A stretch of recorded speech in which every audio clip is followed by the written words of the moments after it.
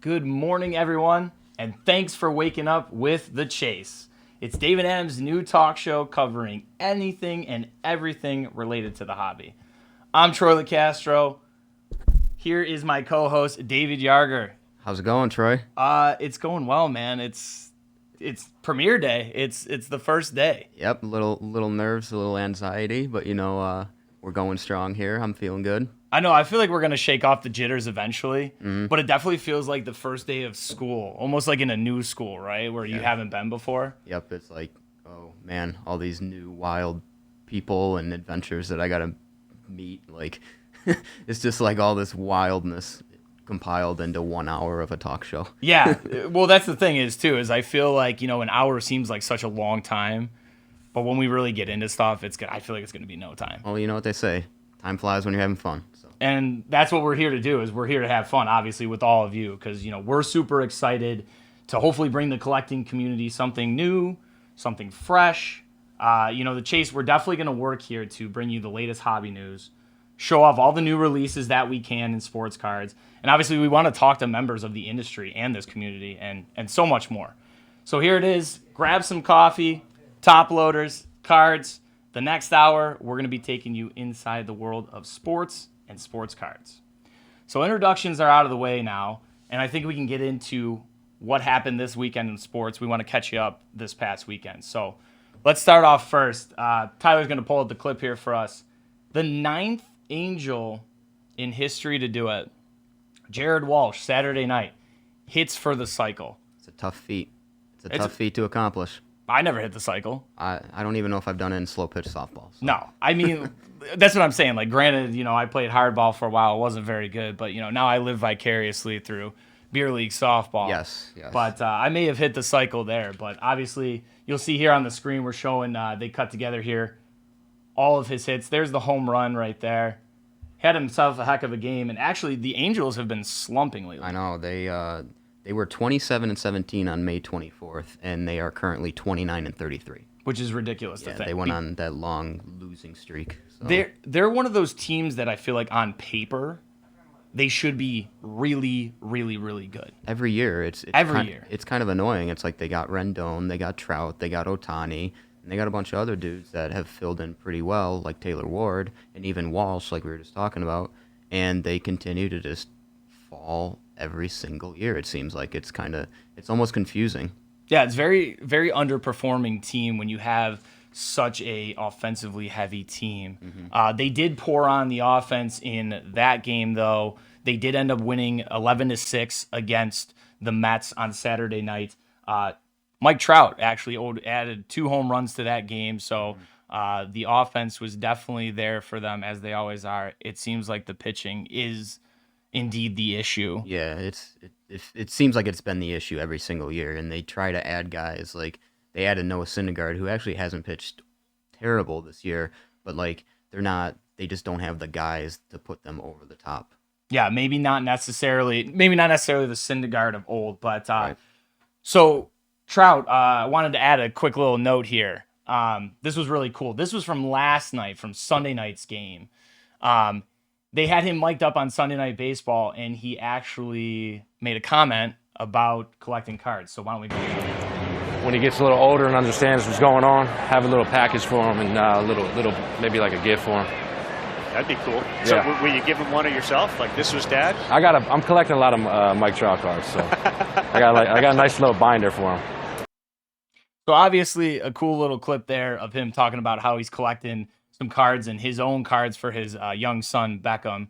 So you love to see that in the sport, and it's just perfect that happened last night and we're able to show that. Right. It kind of shows you that, everyone collects, from just average Joes like us to big-time guys like Mike Trout. I mean, that's pretty cool to see. Yeah, big superstars there. So moving on, Matt Carpenter, one of the newest Yankees, obviously acquired recently from the Cardinals. Now rocking a mustache. Love to see that, by the way. He's stashed up. It's pretty sweet. He's had an impressive run as a Yankee so far, but a very impressive Sunday. We're going to go to the clip here.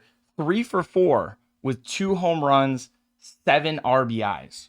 Yep. And he's got 8 hits as a Yankee. 6 of them are home runs. He's just been mashing the ball. Yeah. I believe he's got a .333 average now, and It's nice to see from a guy who I thought might have been out of baseball after his last few seasons with St. Louis. Yeah, I mean, definitely a grizzled vet, always a good asset to a team for sure. I mean, many of years in the Cardinals organization, he looked great. And back to your point about the 6 home runs, he's the first Yankee to hit 6 home runs in his first 10 games, what I thought was pretty impressive. Yeah, especially when you think of the names that have played for the Yankees. I mean, when you think Yankees, you think Derek Jeter, you think Babe Ruth, Mickey Mantle. I mean, you think of all those guys, and Matt Carpenter is the one that stands out. 6 home runs in 10 games. Yeah, and they ended up rocking the Cubs there 18-4. I know one of the position players came in to pitch for the Cubs. They're up 8.5 games on the second place Blue Jays, so they're running away with the AL East for now. It's still early in the season. We're just into June. Very, very early. He also flashed the leather, too. I think Tyler's got that as well. He made a diving grab here, so showing what he can do on both sides of the ball, which is pretty impressive. Yeah, I believe he was a Gold Glover at one point. Oh, yeah. I mean, look at this. Just beautiful. I think all the talent is in the stash, if I got to be honest with you. Honestly, that's usually what supplies the power is the stash. I think we should work on growing our stash. I don't know. How are you on growing your stash? So I'm usually more of just like a beard guy. Like I everything else is just patchy, and it's kind of annoying. I need to get like one of them beard kits. We'll work on it. Yeah. All right, up next, obviously on Saturday, Lightning closed out the Eastern Conference Finals with a 2-1 win over the Rangers to end the Rangers season. They are heading on to the Stanley Cup Finals against Colorado. That game starts on Wednesday, but obviously we'll pull up here Steven Stamkos, the lone scorer for the Tampa Bay Lightning. He tallied 2 in that game. This one here I was looking at, it seems like he was just trying to get it on net. Literally just dumping it and chasing it and just got it on net. Just kind of flicked the wrister there. But obviously just very impressive for Tampa. They're the first team since the 83 to 85 Oilers to advance to the Stanley Cup Finals 3 years in a row. Yeah. And, a lot of people thought that they would probably get knocked out by the Leafs in the first round this year, and they just keep winning. It's impressive.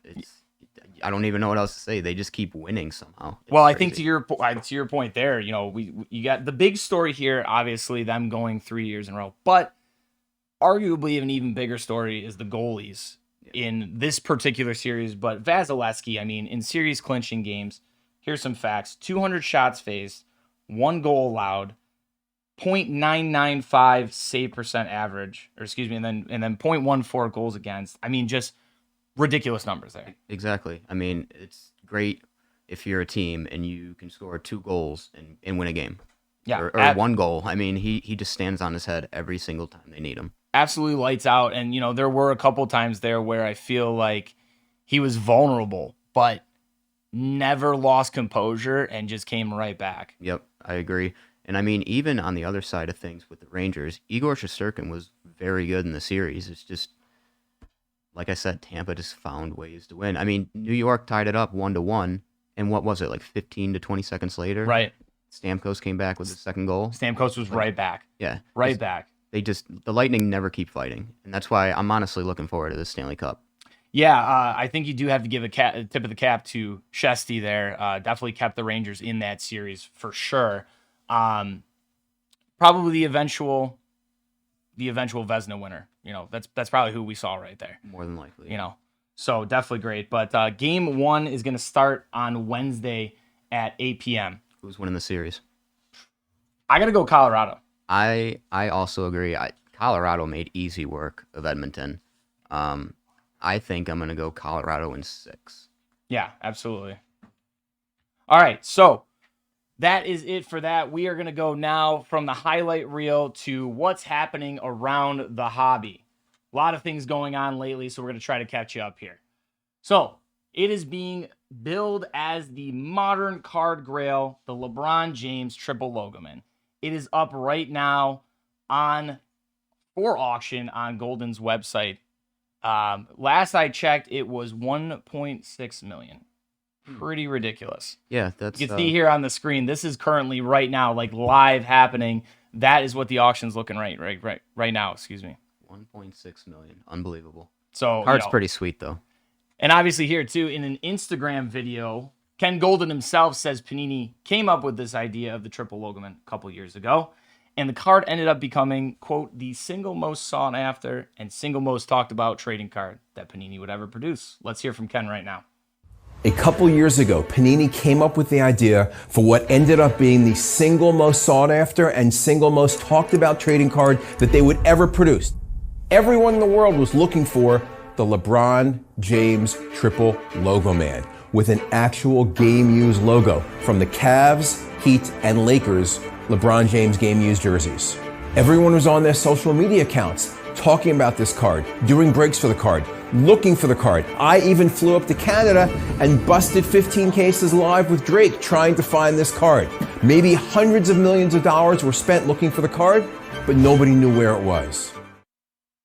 Believe it or not, I was also there in Toronto with Golden to rip the cases with Drake. Had a lot of fun.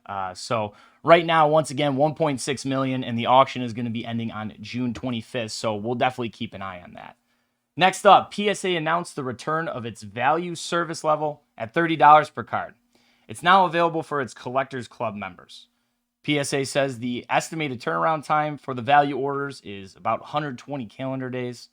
The submissions must include a minimum of 20 cards with a declared value limit of $499 per card. PSA also says it will require customers to only submit cards from 1996 to 2022 right now at the value level. New value orders will only start shipping after all 2021 value orders have shipped. Next up, starting this fall, Topps, under the Bowman University brand, will be releasing non-exclusive trading cards featuring current athletes from nearly 150 universities. Fanatics and Topps announced earlier last week. The comprehensive agreements to produce collegiate football and basketball cards include more than 200 name, image, and likeness deals with athletes.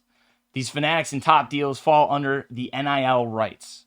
Athletes will be allowed to sign with other trading card companies as well.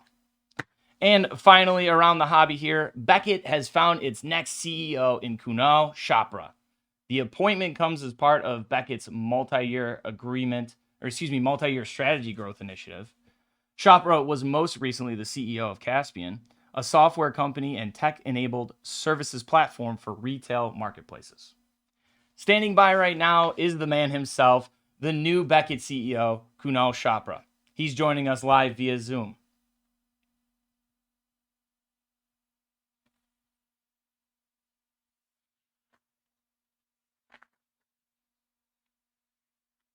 Hello.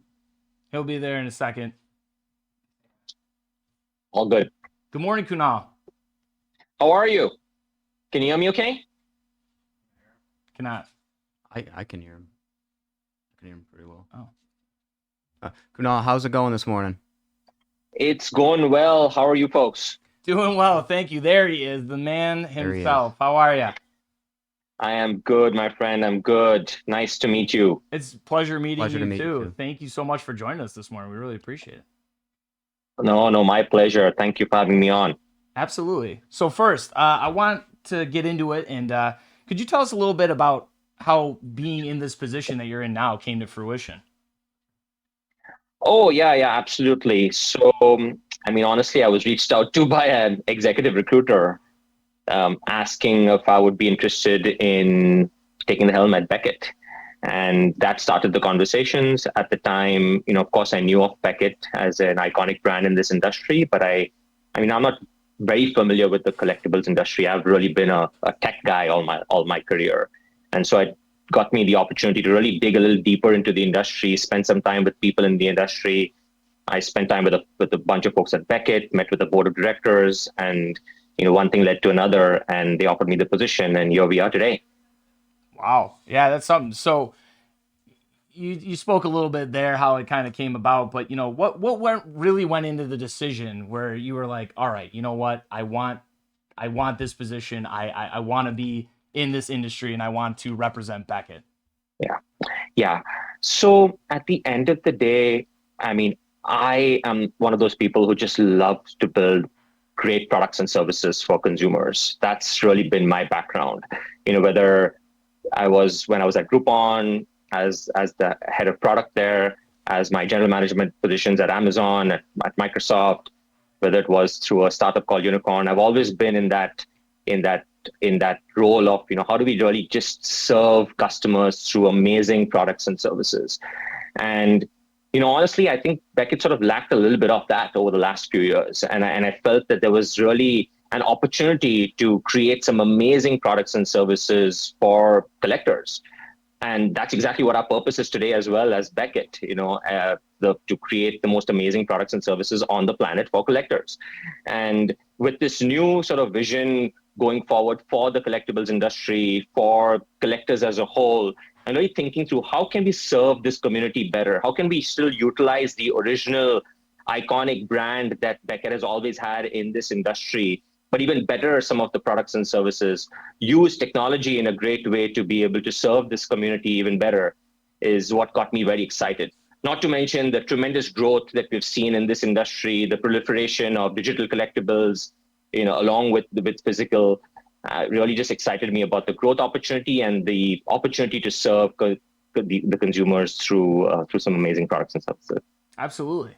So with that being said, I'd like to know, within the first 90 days, we'll say, what is it that you're really looking to accomplish with the company in your new role? Yeah, so our initial focus right now is to, one, refresh the brand. So, and you probably saw a little bit of this with Beckett at the Mint Collective, and you'll hear a lot more about our brand refresh at the National as well. So we're really trying to refresh the Beckett brand, keeping the iconic brand of the industry alive, but modernizing a lot of the brand itself. Number two, our focus is on just bettering the overall consumer experience. So if you go to Beckett.com today, it's a little bit of an older experience. Of course, there's the sort of the more traditional experience that you see, but we really want to modernize it, for the modern consumer. So we are launching a number of different applications as it relates to just bettering the overall consumer experience for customers at the heart of it. And then the third big focus for us is to better our grading and authentication core services, which has been sort of a big piece of the bread and butter. So refreshing the brand, better consumer experiences, and then adding on to our services through better grading and authentication, and then to just complete the picture out on the third pillar, we are launching something known as Vault, which you again heard probably a little bit of at Mint Collective, and we'll be making a big splash about that at the National. So our vaulting services is going to be launched in a big way as well, and that ties not only it ties the physical and the digital realm of collectibles, where we'll be launching Beckett NFTs as part of that. So. That's a lot of exciting stuff going on my plate right now, but a lot of focus is on just improving our products and services and the brand for Beckett collectors. Which is great to hear, for people that maybe weren't able to get to the Mint Collective. So that's nice to be able to let people know that. So I know you touched on it a little bit before, but you said you really weren't necessarily much of a collector. But did you collect anything? Maybe not even sports cards, but were you into anything at all collecting growing up? Yeah. Growing up, I was a coin collector, and that started by my grandfather handed me once a box of coins. And so since then, I've been very excited about the coin space. And so that's been my legacy. I've not been a sports cards collector. And a lot of the folks at Beckett, as you can imagine, are in the company are avid fans. They're avid collectors of sports cards. So they're getting me into the space. Over the last couple of years, I've been, collecting some NFTs and some of that, but it's been really this combination of coins and NFTs today. But I'm going to go big into sports cards. You'll hear from me soon there. Oh, you heard it here first, folks. You hear that? We'd love to hear it. Kunal is going big into sports cards. That means if we're gonna see you at the National, you got to stop by the Dave and Adams booth, and we'll hook you up. We'll talk, and we'll do some break-in in that. Most definitely. I'm excited. It's great. And, one thing I'll also add about Beckett is, we're trying to get to become more cross-category as well. We've always been sports cards. We own CBCS as part of our brand in comic books. But we want to take the platform that we are building around analytics, around these better consumer experiences, and now apply to other categories as well. So you'll see, I don't want to really reveal too much, but you'll also see a bunch of new categories launched by us very soon. Great. That is great. So couple questions left for you here, and then we'll let you get on. I know you're a very busy guy. It sounds like you got a lot of stuff going on and ready to get to. I wanted to know, Caspian obviously being for retail, for that type of field. How do you feel that your experience and your time at Caspian will kind of help and play a role as you come into this new position with Beckett? Yeah. So at Caspian, our mission was to accelerate the growth of brands on today's leading online marketplaces, Amazon, Walmart, eBay, Target, among others. And what we provided to the world was a one-stop shop platform of software and tech-enabled services to help brands grow online. At Beckett, we're doing something very similar at some level in terms of our go-forward strategy. What we're trying to do is say, look, let's just build the ultimate platform for collectors to manage their portfolio of alternative investments. Let's provide them with all the products and services, tech-enabled, that are required for you to manage this portfolio of investments. Whether it's sports cards, whether it's comic books, whether it's VHS, whether it's sneakers, whether it's ticket stubs, whatever it is, let us give you all the tools, whether it's pricing, analytics, trading, authentication, vaulting, all in one-stop shop in a beautiful consumer experience that you'd just love to be part of that community. And it's all surrounded by community at the end of the day. So those experiences at Caspian, which is what we did, but also going back to Amazon, to Microsoft, to Groupon, to Unicorn, like all these experiences have been about, building some great consumer experiences for consumers. And that's exactly what we're going to do at Beckett now. That's great. So one last thing before we let you go here. I want to know, I know you're just kind of getting into it. You're getting your feet wet. You're getting traction going. But, where do you think you see this collecting industry going, in the next 3, 5, heading into the next years? It's only going up. It's only going up. You're going to see more and more collectors come into this industry. Of course, you have the hobbyists who have always been there, who have loved this industry. They're fans of their appropriate collectible category. But then you're also going to see investors come in. And I truly believe the growth is global. So not only are we're going to see more folks adapt to this industry, I think we're going to see a global proliferation of this industry. And that's number one. And then the second thing, I see a rise in digital collectibles. I know we've seen a little bit of a dip, over the last, few months, just given market conditions. But I think there's going to be a rise of digital collectibles. The tie-in to both physical and digital is going to be a big piece of the game going forward as well. So global growth, multi-category, hobbyists combined with investors, the rise of digital and the rise of hybrid, both physical tied to digital, is what my bet is. Well, that's great. I love the sound of that, and I can't wait. So I just really want to thank you again for your time. We really appreciate it. Good luck, and really we can't wait to see where you take Beckett going forward. Thank you. I appreciate you having me on the show, and yeah, I'm sure we'll be in touch. Would love to cross paths again. Yeah, definitely. If you make it to the National, we'd love to see you. I'll be there. All right. Take it easy. Take it easy. Have a good one. Thank you. Thank you, folks. Bye. All right. Next up, as you may or may not know, David Adams always puts out a question of the day across all the platforms. So shout out social media manager Meerkat. I won't say his real government name. I won't expose him like that on here. Yeah. But we want to get to the question of the day. So here's the one we had over the weekend for you guys. Who is your dream jersey swap partner? I love this question. Well, who do you got? You want to go? You're ready to go. I'm stuck between two people. You want me to go first then? I would love if he went first. Okay. You know what? I didn't have to think that much, to be honest with you. Right off the bat, for me, it was Ken Griffey Jr. Oh, that is a good one. See, a lot of people are going with legends, and I was thinking more current, because the two people I'm between right now are Jose Ramirez of the Cleveland Guardians. Oh. That's my guy. Okay. That's my guy. I like that. And then our good friend right down the road, Josh Allen. Yeah. See, So, that's still... I knew you were going to say that one. Yeah. I could tell you knew where I was going with that one. But I'm leaning more towards Josh Allen, to be honest with you. Hey, I get it. He's the GOAT. I mean, the guy could do no harm. But here's the thing with Josh Allen. We all know he looks great in shorts. Yes. So would you jersey swap with him, or would you swap shorts with him? Well, the shorts aren't going to look as good on me. So Yeah, you might be swimming in them. yeah, They might be a little big. let's go with the jersey. It's probably safest to stay with the jersey. Safe with the jersey. Now, which one do you think you'd go though? Like if what you had color? your option, do you want the blue? Do you want the white? You want home or away? You want the red? You want the alternates? Oh man, the color rush. The throwback. Oh, throwback yes. white. The throwback white I'd probably want. That's a great answer. I like that. Yeah, I actually have one of those, but like a legit game worn like jersey swap of Josh Allen and the throwback jersey. That's like ultimate collector. Yeah, ultimate. I mean, to me, it's like it's the same thing with Griffey. Is Josh Allen only has one team right now, right? Mm-hmm. But Griffey, obviously, I could go Mariners, I could go White Sox, even I could go Cincinnati Reds. But if I had my choice of what jersey I was going to swap with him specifically, definitely those beautiful teal alternates they used to wear. Do you remember those ones? I do.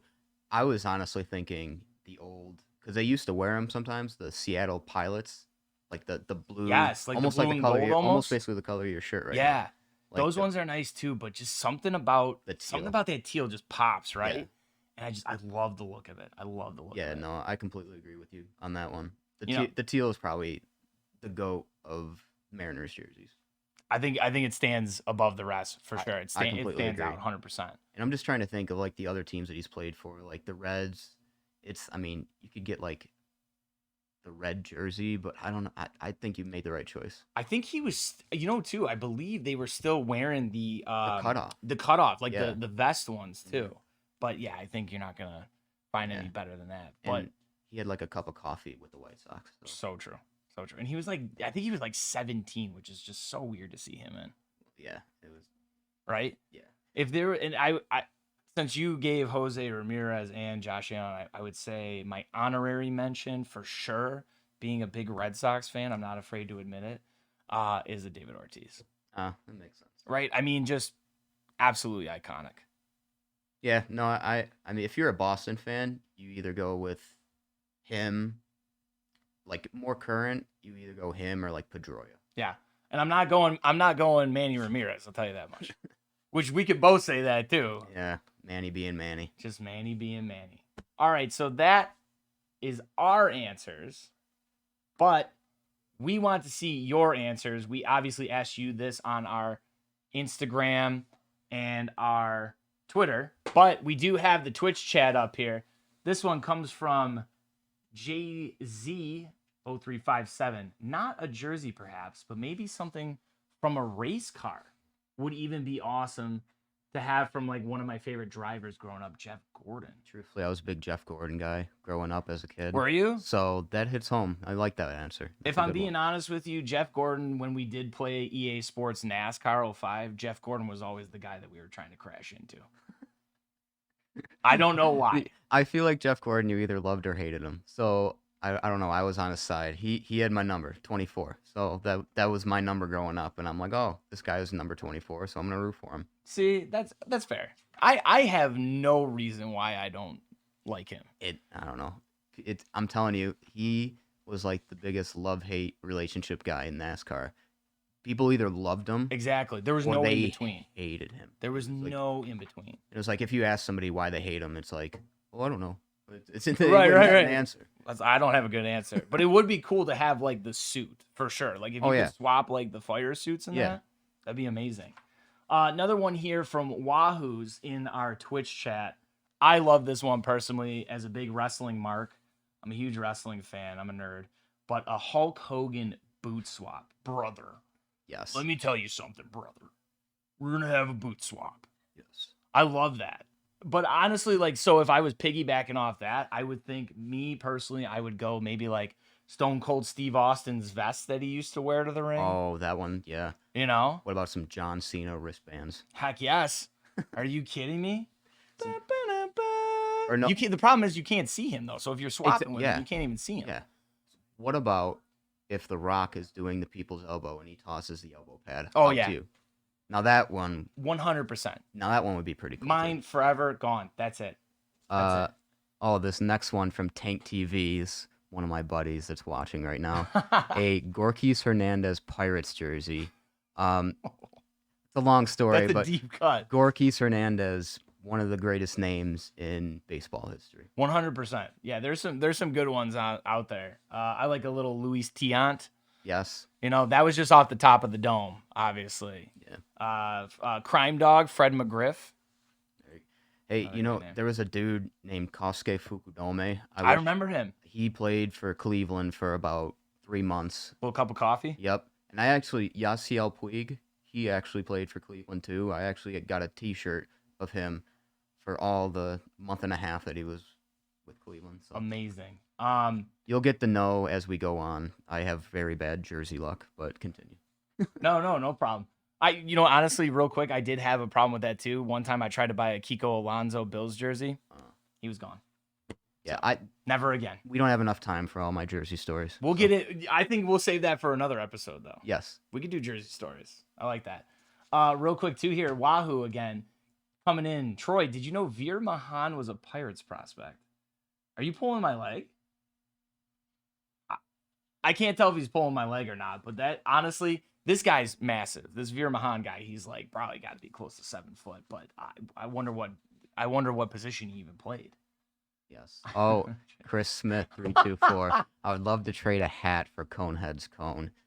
Buffalo Biotin's legend, Conehead. I mean, you hear him every single game. Who needs a beer? Who needs a beer? Great mustache on that. Another guy great too. mustache guy. I love that we can bring things back like that. We can bring them around full circle. We talked about Matt Carpenter's mustache. Everything circulates around mustaches. Yeah. And that's a deep cut for the Bills fans. Not Bills fans, but Bisons and Sabres. That's a very hyper local thing. But Conehead, Google Conehead.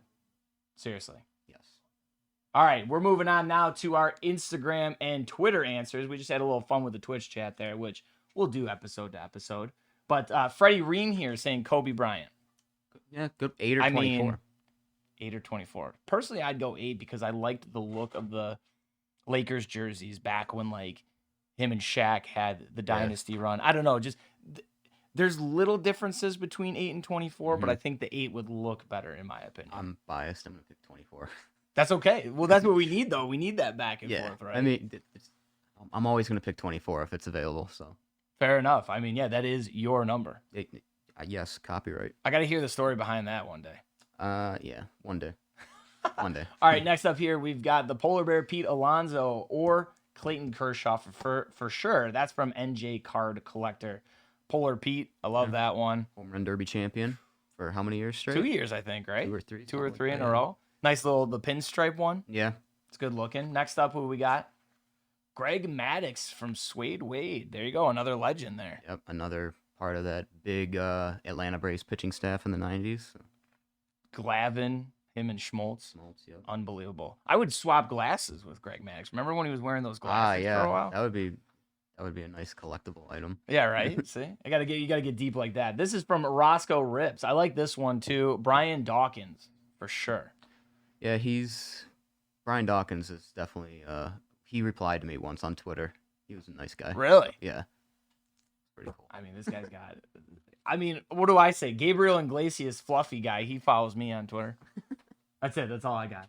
This is from Second Deck, Dennis Rodman. Now that's a good one. Did you watch The Last Dance? This. Of course. That was like one of the best.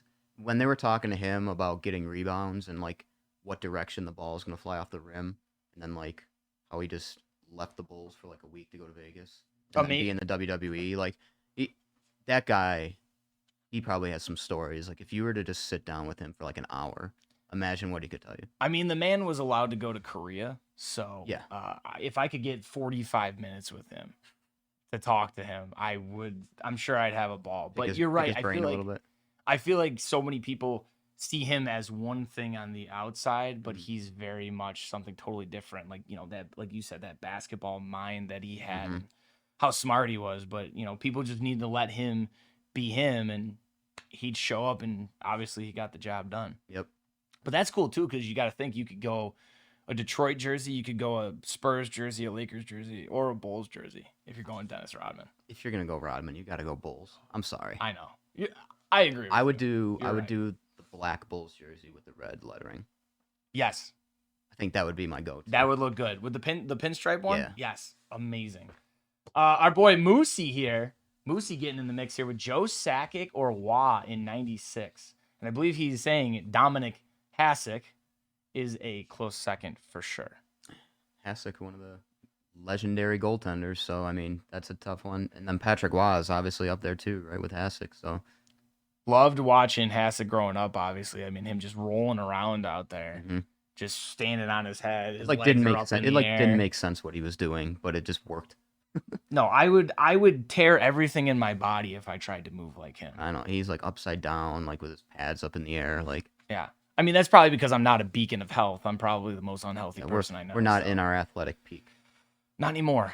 That's why we play softball. Yes. All right, so we got a couple from Twitter here too. I love this one. The legend, Timu Solani. Timu. And that orange jersey is pretty sweet too. I would even take an old Timu Jofa bucket he used to wear. Oh yeah. The old Jofa he used to wear when he was on Winnipeg. Now, would you get the more current Ducks jersey or like the old style with the actual duck on the front? I'm gonna need a Mighty Ducks guy. Yeah. I'm gonna need a Mighty Ducks one because I'll tell you right now, if you can't tell from this, very into the vintage stuff. I agree. So I'm definitely going with a Mighty Ducks jersey, 100%. And then we got Christian Pulisic throwing in some soccer or football, depending on where you are, into the mix there.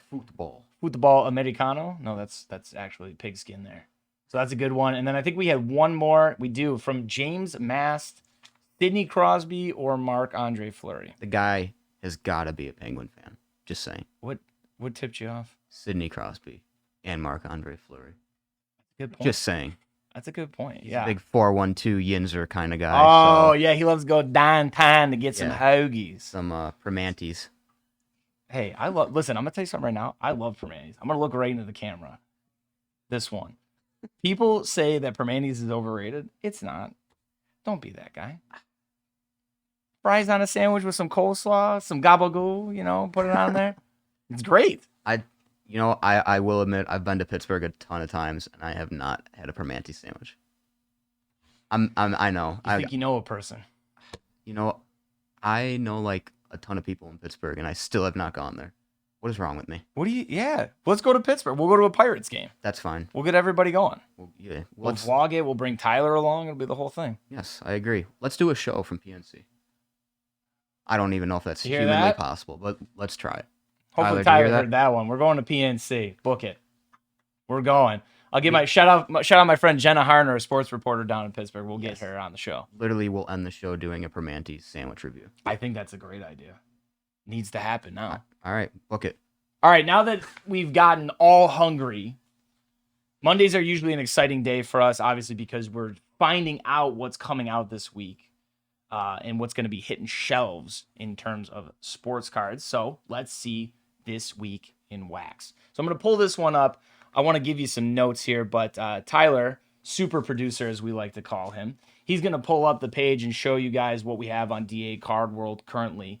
We're going to start off here with a banger. This is going to be the big one here. It's the 2021 Panini Flawless Football. Now, we talked earlier about the triple logo man, the LeBron from Flawless Basketball. So obviously, I would think that you're going to see something along the lines of what you saw there. Yeah, something similar, very similar. Yeah, because David and I were talking before the red light went on, and we were saying how obviously the basketball version is the logo man, but you're bound to see some NFL shields that are going to be popping up in Flawless. And as you can see here, there you go. There's a perfect example right there. Mac Jones, 1/1, shield auto. These are just gorgeous looking cards. I mean, they are top shelf, top of the line product, so you're bound to see something like that. So obviously look at that. Your man, if you could flip back, Tyler, I just want to show off the Josh Allen, obviously. Right in the middle. Is that a playbook? Yeah, the booklet. Yeah, nice little booklet. So that's going to have a shield and the Nike logo. Oh, that's right. Gimme. That's a piece. Yeah, but not a piece of his shorts in there. I don't care. We're going back. It's a callback. A couple notes on the Flawless, though. Just want to give everybody all cards numbered to 25 or less, all autographs on card, but there's some cut autos there. what you're going to find in one of the cases. You're going to find 6 on-card autos, 1 or 2 gem cards, and then 2 to 3 memorabilia cards. Let me see if there's anything else. Find new card. Let's see. Yeah, that's pretty much what you're going to be looking at there. Search for on-card booklet autographs. They have rookie booklets, veterans, signature gems, flawless duels, and then Super Bowl gems. So just some things to look at there. Moving on, next is 21-22 Panini Obsidian Soccer. So I'll admit, little weaker in this range, but I did write down some notes, obviously, as David would know, as a good journalist does. Yes. It's going to feature a glossy Optichrome card, and unique design is what Panini is telling us here. It's taking inspiration from naturally occurring volcanic glass, and all cards feature black as the primary color, so those are going to look absolutely sharp. You can see here on your screen some examples. I know the football version of this did drop recently, and I know people have been hitting out of there, so obviously, you know, you can see the color blast here. In Prism, you'll catch the color blast that are the white backgrounds. Yeah. In Obsidian, they have the black background color blast. Yeah, looks really, really good. Those color blasts look sweet. I love the look of the color blast, honestly. You're going to find teams in there like Real Madrid, Chelsea, France, Belgium, Italy, US, obviously, many, many more. You're going to look for players from all 20 Premier League teams. Brand new for this year are parallels called Electric Etch Neon Blue Flood, which is numbered to 12, and Electric Etch Neon Green Flood, which is numbered to 3.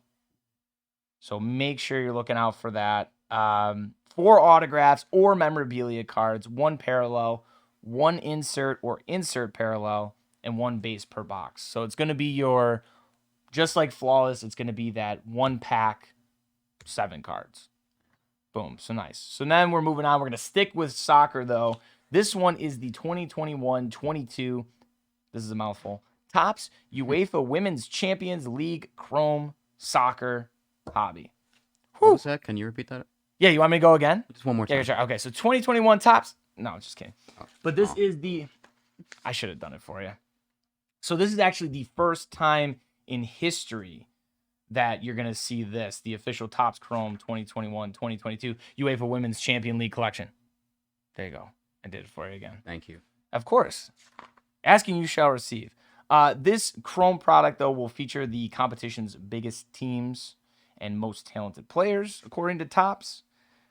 100-card base set, and they're going to have a mix of new and familiar inserts, such as future stars and goal machines. Make sure you're looking out for the rare, fierce inserts showcasing the competition's most on-fire footballers.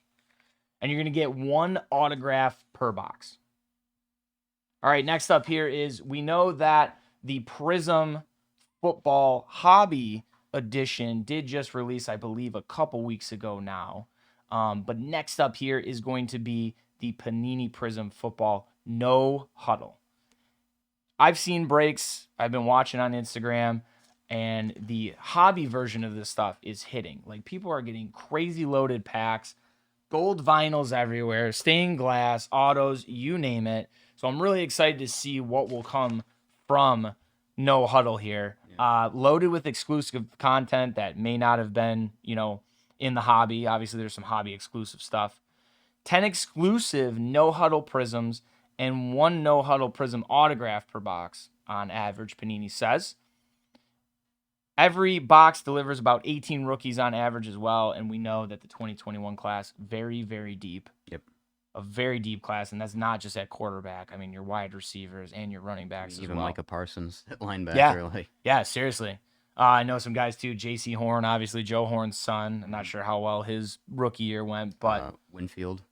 Yeah, Winfield as well. So definitely be looking out for that product. And then last but not least, we talked about the finals going on earlier, the Stanley Cup finals. We're finally getting Upper Deck Series 2. Series 1, very popular. We did some case breaks of that. That was Zegras and Caulfield. Now we're getting number 2. You can see here you're going to get your UD canvases. You're going to get your portraits. You're going to get the French variations. There's a lot of collectibles in this product. 6 Young Guns per box, 4 of the canvas cards per box, 2 UD portraits per box, O-Pee-Chee Update Blue Border Parallel. And don't forget, too, we do have our breaker, late night breaker, Pete Costello. He's going to be putting together a video for us for the Young Guns, the history of it, before we get the release of Series 2. So Pete's going to put together the history of the Young Guns. I'm looking forward to that because obviously more contemporary, but now starting to get into a deeper history with the Young Guns. I mean, that's the premier hockey rookie card now. Like that's the one that you want. You know, that's the Trevor Zegras. You're going to want the Young Guns. Right. That is the most sought after one. Right. Yeah, it's the go-tos. Absolutely. All right. Well, ladies and gentlemen, here we are. We're coming to an end on our first episode. How'd you feel? It honestly was a lot of fun. I don't know about... I enjoyed myself. That interview with Kunal, that was awesome. And then just talking about sports and Primantes and, you know, all that fun stuff. Yeah, and I think that's how we're going to keep it. You know, we try to tell you guys at the beginning, you know, it's supposed to be light. It's supposed to be fun. We want to be informal and educational, but at the same time, we're just trying to have a good time. And I think we definitely accomplished that today. That's for sure. I agree. And, you know, if you're watching and have any suggestions on what we should talk about, and we always welcome it on social media. So, yeah, absolutely. You know, we definitely want to make sure that you come back, and you know, there's a lot of people involved in this, and a lot of people to thank. You know, obviously, shout out executive producer Tyler Prigineri for working endless hours making this happen. Great job. Thank you for stepping in. I couldn't be here too without my buddy Luke Adams. You know, got to give a shout out to him. Great guy. Love him to death. Glad he's here. And make sure that you are joining us every Monday, Wednesday, Friday, 9 a.m. Eastern Standard Time to 10 a.m. Eastern Standard Time. Wednesday show, definitely going to be packed. We have 2 great guests, actually. First off, we have 1/3 of the current owners of the Triple Logoman. That's Jason Hickey. We're definitely looking forward to talking to him about, you know, just the experience in general and, you know, where this card could end up. Yeah. What is it like to have one of those in your hands? Yeah, exactly, right? I'd be, my knees weak, palms are sweaty. Mom spaghetti. Mom spaghetti on my sweater, for sure.